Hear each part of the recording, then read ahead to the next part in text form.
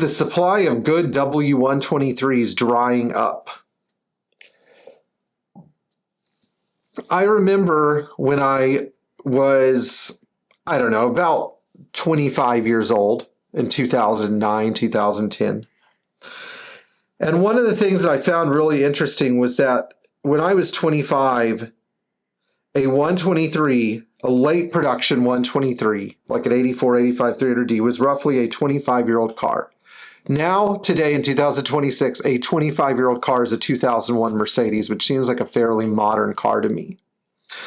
You know, it's really interesting how one perceives time as they get older. I'm still trying to wrap my head around this. But when the 123 was a 25-year-old car, it still seemed like something from a glorious past.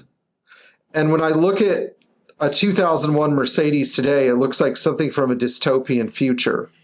And there are some people that are going to find that statement obnoxious, but I'm just being honest. The big question is, now that we've effectively, you know, doubled the age of the 123 since it was first introduced. I mean, the 123 is about to be a 50-year-old car. Are there still good cars out there, or do we think there aren't because the collector car market as a whole has turned into a bunch of spoiled babies? People go, what does that mean, Pierre? Well, let's look at what a good car actually is and what the market thinks there is, and we'll see how many eggs are in the first basket and how many eggs are in the second basket. Here's what I think the market believes a good 123 is, or any classic Mercedes. It has to have low mileage, preferably under 100,000 miles. It has to have all the records. It has to be in pristine cosmetic condition. It can't need any repairs. It has to have unblemished wood, perfect plating on the engine bay, and an uncracked dash. The wheels need to be perfectly refinished. The car needs to be detailed to the nth degree, even if in some areas you remove half of the paint. The undercarriage of the car needs to be pressure cleaned. And of course, everybody has to be able to see it be advertised. It has to be advertised prolifically, or it must not be good enough to be, you know, a true collector car. Now, in some previous videos I made, I had noted that I felt John Woods was innovative. And why did I say that? You know, this is a curious comment. I think even John found it a little curious. Well, the reason that I had made that statement was because John, along with some other people who have sold these cars, have figured out that the presentation is the key to unlocking a market value nobody thought existed for 123s.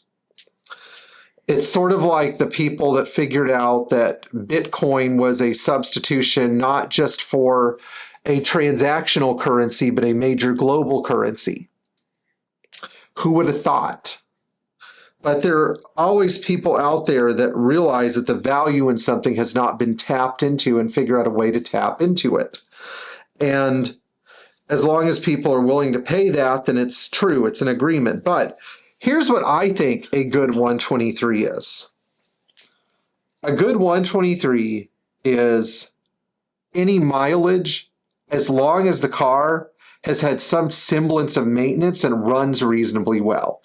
It hasn't been run in veggie oil. It hasn't had a big turbo mounted on it. Hasn't been run into the ground. I mean, it can even be a high mileage 240D with the kind of a tired engine. And, you know, in 2009, people didn't ask these kinds of questions. They were like, is the car solid? Does it have any rust? Doesn't have any rust. Doesn't have any accidents. Okay, the paint will clean up. 2, does it have its original paint, even if it hasn't been detailed? Even if it's a little cracked in certain areas, does it have its original paint?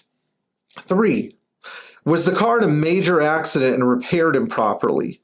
If it was repaired properly, great. If it wasn't repaired right, what is it going to take to fix the damage?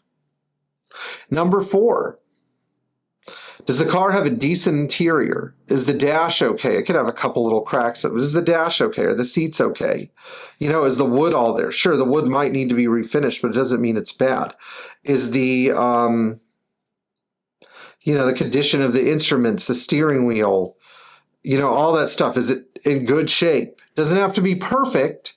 The buttons and the climate control don't have to be sparkling white, but you know, is everything mostly there and complete without any major damage to things like under dash panels or the headliner?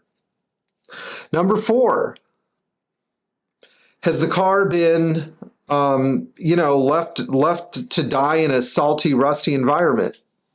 Or has somebody taken reasonable efforts to protect it from corrosion? Sure, the car can have a little bit of rust. I know a lot of great cars that get rejected because they have a little rust here and there. Oh well. You know, cars are going to develop rust. Nobody discards a Ferrari, you know, 330 GT because it's got some rust. I think actually they'd be more excited about it because it shows that the car was sitting for a long time or got used at some point in its life for something. But the point is that all of these things that used to give a car character, a 123 character, where it's like previous owner, a couple of owners loved the car, enjoyed the car, and cherished the car. Now the market almost perceives these things in an offensive way. And they write them off. And they expect more than what was ever available. So let's look at whether the supply of the cars is going to, you know, where it's going. In the first section I discussed, which is what the market perceives a good W123 to be, what we're going to see is increased circulation of the same cars that have gone from dealer to dealer to dealer to dealer to dealer. Why is that? Well, because people who tend to overpay for 123s perceive them as more of an asset than something they can use and enjoy. And once they get tired of looking at that asset, they get tired of insuring it, storing it, detailing it, maintaining it, and cleaning it. They don't want it anymore. So they call up the guy who sold it to them and they're like, hey, I'm done with this fish. I want to throw it back in the pond. Can you help me?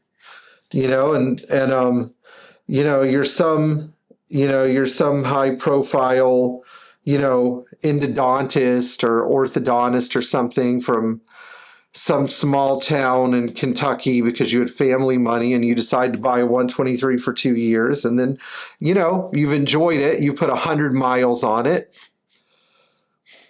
and done nothing else. You haven't even run a tank of fuel through it, to be honest. And you just say, you know, the car was great, but now I want something else. So as long as the owners of these cars keep the cosmetic condition the same, they're going to circulate through the market. The other tier of 123s, I would go ahead and say that the supply of those cars is better, but it's still under threat. Why is it under threat? Because sometimes we can't all agree when we can't afford an $80,000 car that a $5,000 to $7,000 car is a restorable car. Some people think I'm going to take this and fix it and enjoy it and use it. Some people think this will make a great parts car. Some people think I'm going to use it up until it becomes a parts car.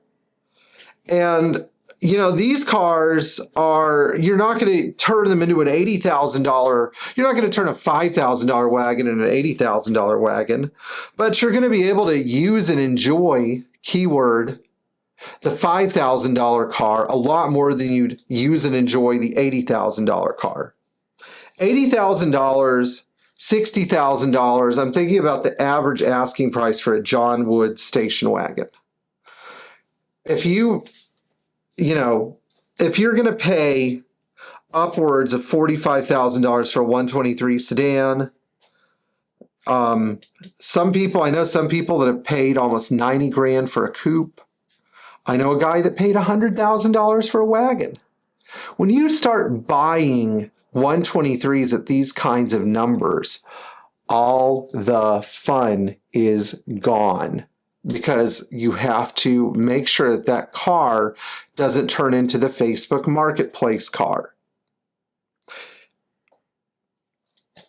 whether you perceive that amount of money to be a lot of money or not, even the most flippant hedonist with cash lining their pockets, let's say they're a musician or some sort of sports celebrity, still thinks that that's a lot of money, especially when they wake up the next day and realize that they've spent it in one place on one transaction.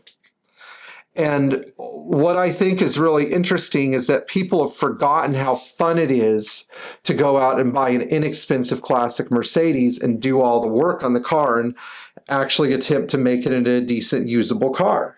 We see a lot of people on the internet whining about how terrible new cars are. Well, thank goodness you could still buy an old Mercedes diesel. And yet these cars are still underappreciated. So I would say that the supply of the affordable cars hasn't really dried up, but it will if we keep thinking that they're parts cars when they're solid and usable and drivable and have some cosmetic blemishes that need to be addressed. We're turning into a world that expects everyone to change their diapers for us. And when everyone in the nursery is a baby, there are going to be a lot of poopy diapers. Have to learn how to do it ourselves. Anyway, I hope that you guys got something valuable. And if you're looking at an expensive classic Mercedes or a top of the market car, reconsider and buy something affordable so you could actually become invested in the car instead of having to have everything that's like perfect and ideal and in according to your expectations served to you, because you won't appreciate it the same. I mean, if you're 80 years old and you've always wanted a nice 123 and you know that you may not have the time to restore one, great. But